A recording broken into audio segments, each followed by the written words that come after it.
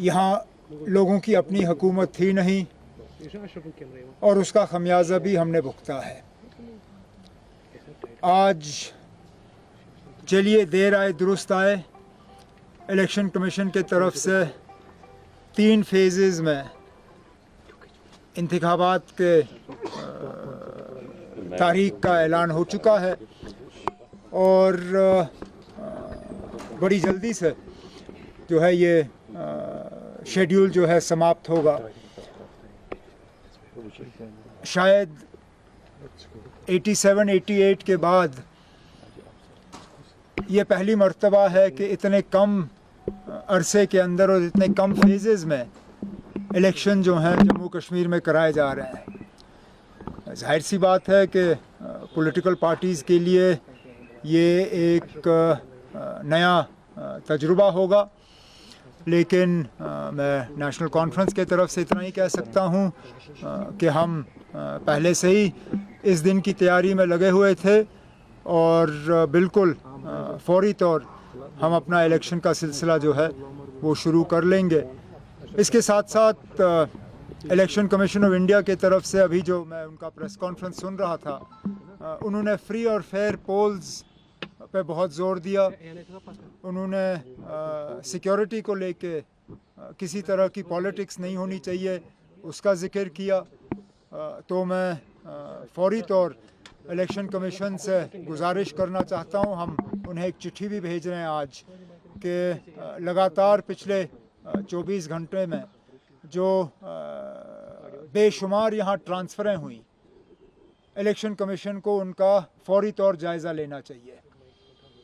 इतने सारे अफसर अचानक ट्रांसफ़र किए जाना, हमें तो शक है कि ये हुकूमत, दिल्ली की जो हुकूमत की पार्टी है बीजेपी, उन्हीं का लगाया हुआ लेफ्टिनेंट गवर्नर है यहाँ पे। बीजेपी को मदद और बीजेपी को फ़ायदा और उनके जो सहयोगी बी टीम, सी टीम, डी टीम है यहाँ पे, उनको मदद पहुँचाने के लिए ये ट्रांसफ़रें कराई गई हैं।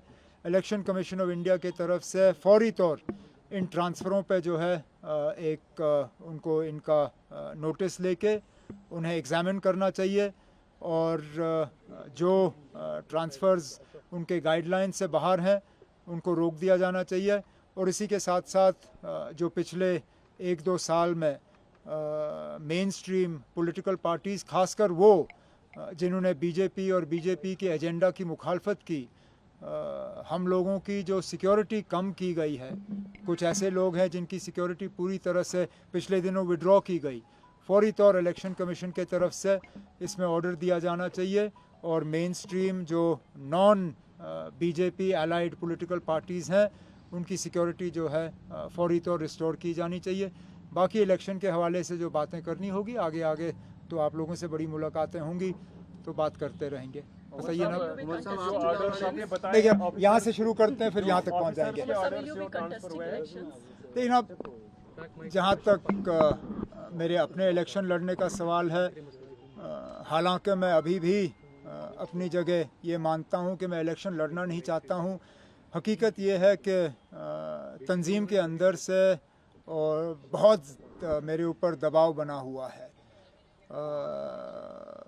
अब मैं अपने तंजीम के साथियों के साथ बैठ के बात करूँगा और आने वाले 1-2 दिनों में किसी न किसी नतीजे पे आ ही जाऊँगा।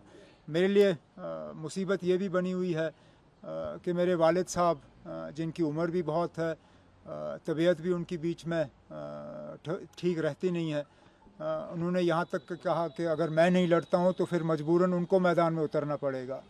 ये भी अब मेरे लिए एक परेशानी की एक बात बन गई है।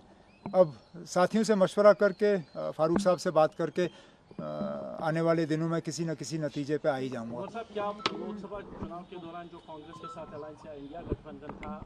नहीं, इंडिया गठबंधन तो था। मैं आपसे ये शेयर कर सकता हूँ कि कुछ दिन पहले कांग्रेस के कुछ सीनियर लीडर दिल्ली से आए थे।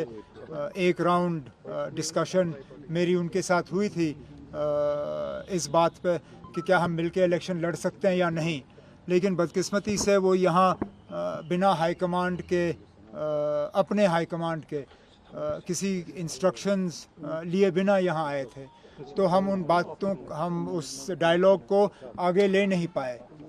अगर आज कांग्रेस के पास कोई कॉन्क्रीट सजेशंस हैं या उनके पास कोई कॉन्क्रीट आइडिया है जिससे कि हम मिल बैठ के कोई अंडरस्टैंडिंग कर सकते हैं, तो हम ज़रूर उनसे बात करने के लिए तैयार होंगे। 2 दिन पहले नेशनल कॉन्फ्रेंस के सदर फ़ारूक अब्दुल्ला साहब ने कांग्रेस के कुछ सीनियर लीडरों से टेलीफोन पे भी बात की थी इस सिलसिले में कि बातचीत के लिए जो है हम एक रास्ता खोल दें। अब इलेक्शन तो अब हमारे सिर पे है, ज़्यादा वक्त रहा नहीं, अब देखते हैं इन दिनों में हम क्या कर पाएंगे। क्या बाकी किसी पार्टी से गठजोड़ की कोई उम्मीद?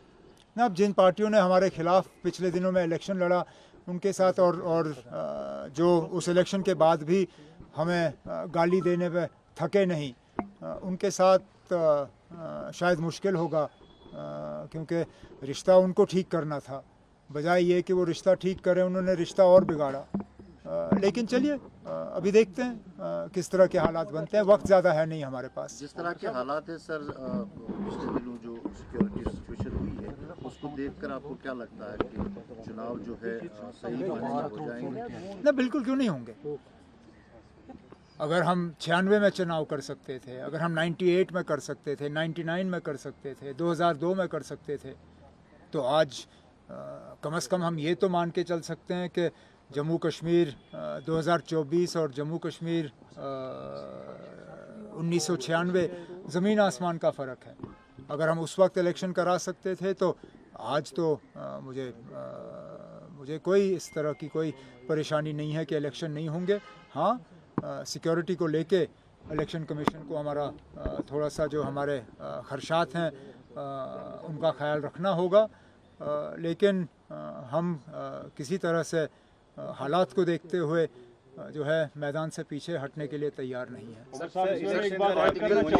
एक सेकंड ना, जो ऐड करना चाहूँगा सिक्योरिटी पॉइंट ऑफ व्यू से, जो जम्मू में सूरत हाल रही है और जो रिपोर्ट्स थे सही था या गलत था कि अक्रॉस द बॉर्डर ट्रेन लोग भी आए हैं, जिसके नतीजे में ये कहा गया था शायद इसीलिए सक्सेसफुल अटैक्स हुए। क्या सिक्योरिटी ग्रिड में चेंजेस लानी होगी इलेक्शन से पहले? और साथ साथ में जो ऑर्डर्स गवर्नर की तरफ से, अभी आपने कहा ट्रांसफर्स, 7 ऑर्डर्स हमने सुने हैं एडमिनिस्ट्रेशन में, किस तरह का एक प्लान? लेकिन अब जहाँ तक आपने ग्रिड या सिक्योरिटी के हवाले से बात की, आपको और क्या चेंज चाहिए? डीजी बदल दिया गया है, जहाँ इलेक्शन के दौरान अक्सर बेशतर हमने देखा है कि इस तरह की चेंजेस नहीं होती।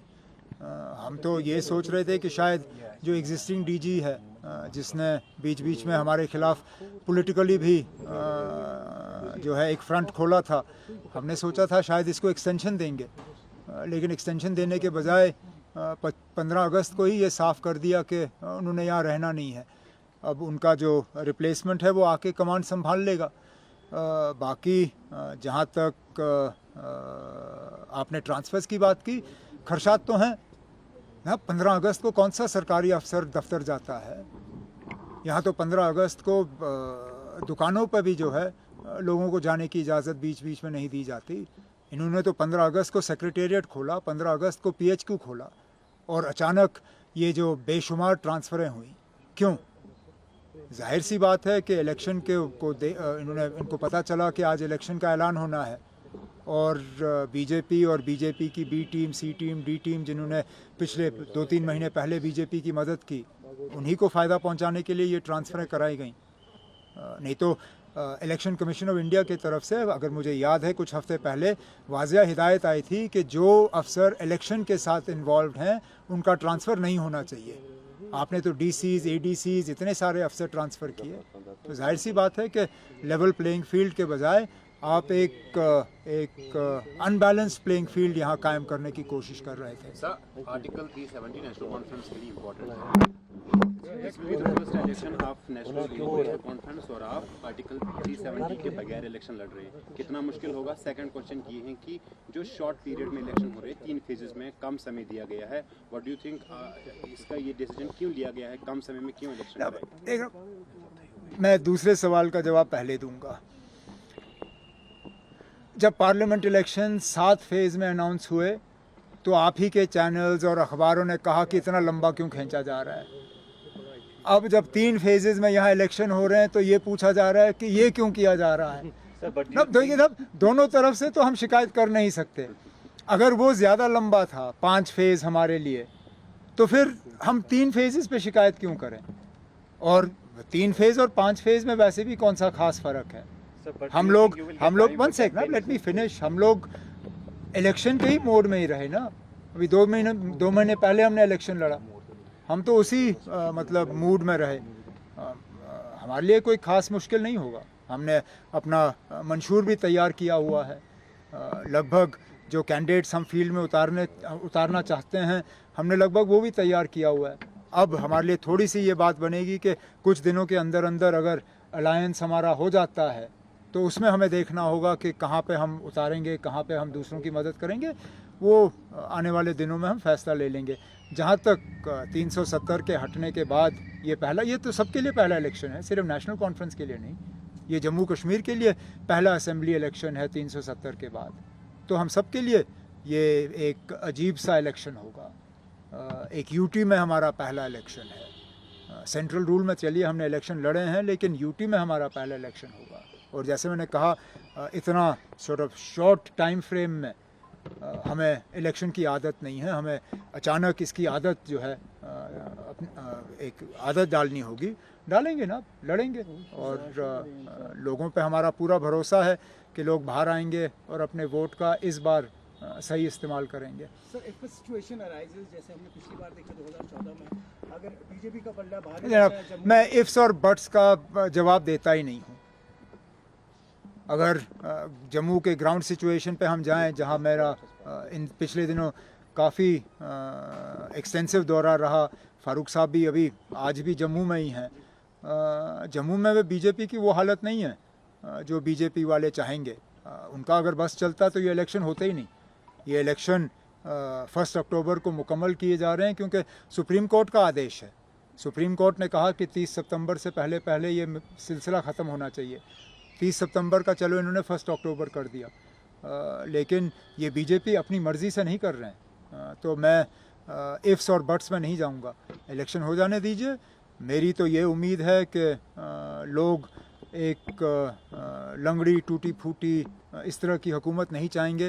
वो एक मजबूत हुकूमत चाहेंगे और उस हुकूमत को यहाँ पसंद करेंगे, या तो एक पार्टी या प्री पोल जो ओपन आके लोगों से वोट मांगे, उनकी मदद करने के लिए आएंगे। उमर साहब, लोकसभा चुनाव से पहले आपने कहा था कि महबूबा मुफ्ती के लिए दरवाजे खुले रहेंगे अगर वो जो है विधानसभा चुनाव के लिए जो है अलायंस करेगी। क्या अभी भी वो दरवाजे आप ना, हमने तो दरवाज़ा खुला रखा था। दरवाज़ा शायद कुछ हद तक उन्होंने ही बंद किया। मैंने उस वक्त कांग्रेस से कहा था कि 5 सीटों में उनको कुछ देने की गुंजाइश कम है, लेकिन अगर उन्होंने इंडिया अलायंस की पूरी मदद की तो ज़रूर हम उनसे पार्लियामेंट के बाद असेंबली के लिए बात करेंगे। लेकिन पार्लियामेंट में उन्होंने कांग्रेस की तो मदद कहीं की नहीं, कैंपेन कहीं किया नहीं, वोट कहीं कांग्रेस के लिए मांगे नहीं जम्मू में। और यहाँ पे तो इंडिया ब्लॉक के ख़िलाफ़ 3 सीटों पे उन्होंने अपने उम्मीदवार उतारे। लेकिन ये फ़ैसला मेरा नहीं है। फ़ैसला नेशनल कॉन्फ्रेंस की तंजीम का होगा। फ़ैसला फ़ारूक अब्दुल्ला साहब जो हमारे सदर हैं उनका होगा। उनका जो फ़ैसला हमारे सिर आँखों पे। हम तो बस बेसब्री से इंतज़ार कर रहे हैं कि वो जम्मू से वापस आएँ तो हम इन 2-3 चीज़ों पे उनसे मशवरा करके आगे के लिए जो है अपनी रणनीति जो है वो तय करें। Sir, national conference chief minister candidate announce करके मैदान में उतरेगी क्योंकि एक फेस चाहिए इलेक्शन के लिए। अब हमारे पास फेसेस की कमी नहीं है। ये कुछ चीज़ें आप हम पे ही छोड़ दीजिए ना। अब पहले ही आज इलेक्शन अनाउंस हुए घंटा नहीं हुआ और मैं सारा कुछ अगर यहीं आपके सामने रखूं तो फिर इलेक्शन कैंपेन का क्या फ़ायदा। कल ही वोट डलवा दो और परसों गिनवा दो। हमें कैंपेन करने दीजिए, कुछ चीज़ें उसमें क्लियर हो जाएंगी। मैनिफेस्टो पे आपने कहा कि ऑलमोस्ट डन है मैनिफेस्टो। सो 370 के लिए उसमें क्या है? आप मैनिफेस्टो के लिए वेट करिए ना, रिलीज करेंगे। तकरीबन 60% रही पिछली बार, क्या वही एक्सपेक्टेशन होगी इस बार? लास्ट टाइम बोलते थे हम तो एक्सपेक्ट करते हैं कि असेंबली में पार्लियामेंट से ज़्यादा लोग शिरकत करेंगे, कैंडिडेट ज़्यादा होंगे, लोकल टच रहता है। ये हमारा तजुर्बा रहा है कि जितना लोकल इलेक्शन होता है उतनी पार्टिसिपेशन ज़्यादा होती है। पंचायतों में urban local bodies, DDC, BDC, इसमें लोग ज़्यादा शिरकत करते हैं, असेंबली में फिर, और सबसे कम पार्लियामेंट में। अगर पार्लियामेंट में लोगों की इतनी भारी तादाद में शिरकत रही तो हम उम्मीद करते हैं कि असेंबली में तो उससे ज़्यादा ही होगा।